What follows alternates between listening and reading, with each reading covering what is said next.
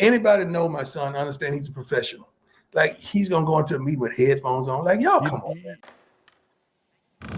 So the fall, for lack of a better word, because it was more than a slide. I mean, it was a plummeting of Shedeur Sanders in the draft, remains one of the most surprising things that I've seen happen in sports in all my time at ESPN. And Jeff Darlington, I guess I would ask you, as you hear Deion saying what he's saying there, what is your reaction?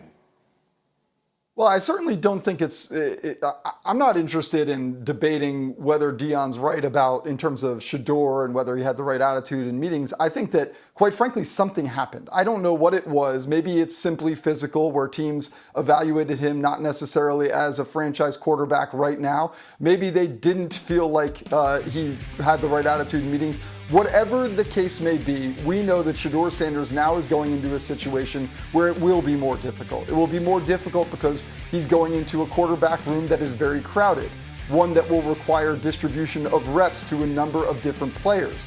Normally speaking, when you're a top-end prospect as a rookie, you're going to get those reps early on, and you're going to be conditioned to become that week one starter. For Shedeur, this is going to be an uphill climb. So, to Deion's point, I don't know what happened or why necessarily he ended up where he did in the draft, but I do know as a result of it, it is going to be a more difficult prospect for him. Okay, that's indisputable. But Tim Hasselbeck, let me make a case to you as one, you know, obviously having been a quarterback yourself, how the dynamics of all of this work. There are a lot of different ways this could have turned out for Shedeur once he fell out of, let's just say, the third round. One of them is a team that has Josh Allen or Jalen Hurts on it could have said, you know what, he's a good value at this point, let's just take him. At that point, he has no chance to play. Instead, he got taken by Cleveland, which is a team that we thought needed a quarterback going in, and you just ran through the list of names that are otherwise in that room.